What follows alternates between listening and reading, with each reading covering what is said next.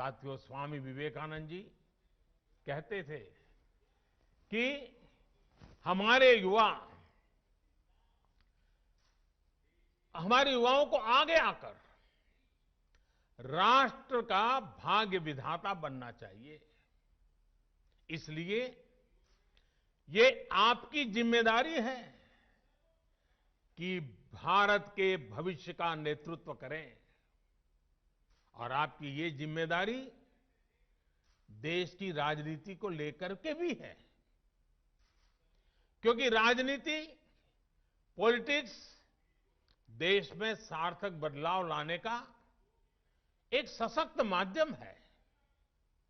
हर क्षेत्र की तरह पॉलिटिक्स को भी युवाओं की बहुत ज्यादा जरूरत है। नई सोच, नई ऊर्जा, नए सपने, नया उमंग, देश की राजनीति को इसकी बहुत जरूरत है।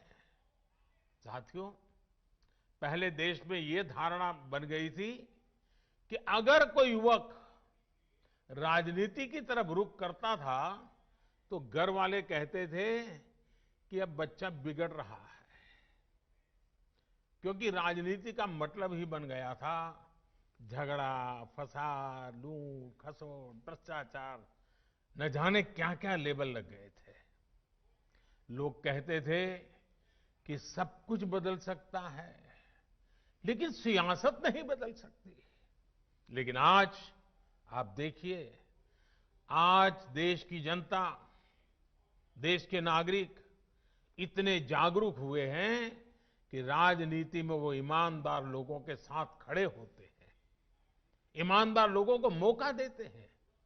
देश की सामान्य जनता ईमानदार, समर्पित, सेवाभावी राजनीति में आए हुए लोगों के साथ डट करके खड़ी रहती है। ऑनेस्टी और परफॉर्मेंस आज की राजनीति की पहली अनिवार्य शर्त होती जा रही है। और देश में जो जागरूकता आई है ना, उसने ये दबाव पैदा किया है। भ्रष्टाचार जिनकी लीगेसी थी, उनका भ्रष्टाचार ही आज उन पर बोझ बन गया है। और ये देश के सामान्य नागरिक की जागरूकता की ताकत है। वो लाख कोशिशों के बाद भी इससे उभर नहीं पा रहे हैं। देश अब ईमानदारों को प्यार दे रहा है, ईमानदारों को आशीर्वाद दे रहा है, ईमानदारों के साथ अपनी ताकत खड़ी कर देता है, अपना विश्वास दे रहा है। अब जनप्रतिनिधि भी ये समझने लगे हैं कि अगले चुनाव में जाना है तो सीवी स्ट्रांग होनी चाहिए, कामों का हिसाब पुख्ता होना चाहिए। लेकिन साथियों, कुछ बदलाव अभी भी बाकी है, और ये बदलाव देश के युवाओं को, आपको ही करने हैं। लोकतंत्र का एक सबसे बड़ा दुश्मन पनप रहा है, और वो है राजनीतिक वंशवाद। राजनीतिक वंशवाद देश के सामने ऐसी ही चुनौती है जिसे जड़ से उखाड़ना है। ये बात सही है कि अब केवल सरनेम के सहारे चुनाव जीतने वालों के दिन लदने लगे हैं।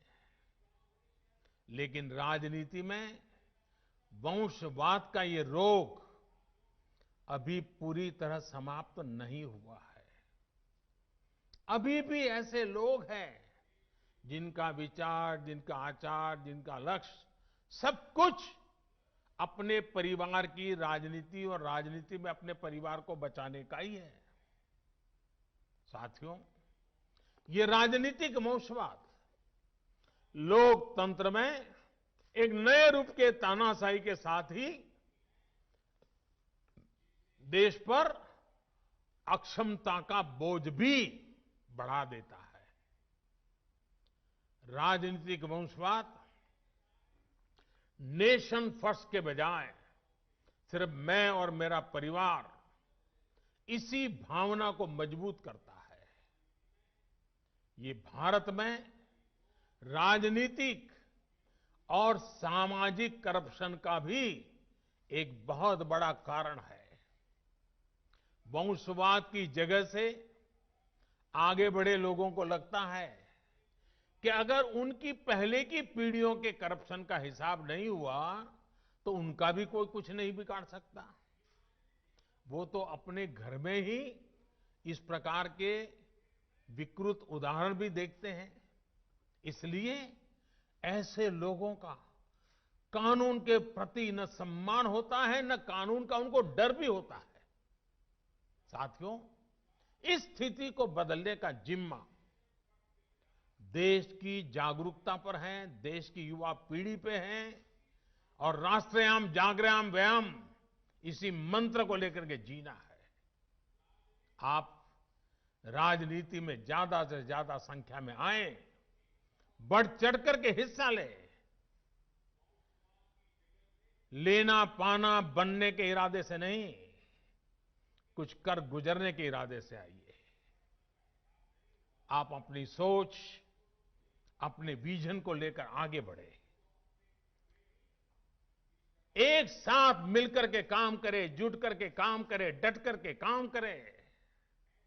याद रखिएगा, जब तक देश का सामान्य युवा राजनीति में नहीं आएगा, वंशवाद का ये जहर इसी तरह हमारे लोकतंत्र को कमजोर करता रहेगा। इस देश के लोकतंत्र को बचाने के लिए आपका राजनीति में आना जरूरी है। और ये जो लगातार हमारे युवा विभाग के द्वारा मॉक संसद के कार्यक्रम चलाए जा रहे हैं, देश के विषयों पर युवा मित्र मिलकर के चर्चा करें, देश के युवाओं को भारत के सेंट्रल हॉल तक लाया जाए, इसके पीछे मकसद भी यही है कि देश की नई युवा पीढ़ी को हम तैयार करें ताकि वो हमारे साथ आने वाले दिनों में देश का नेतृत्व करने के लिए आगे आए, आगे बढ़े। आपके सामने स्वामी विवेकानंद जैसा महान मार्गदर्शक है। उनकी प्रेरणा से आप जैसे युवा राजनीति में आएंगे तो देश और भी मजबूत होगा।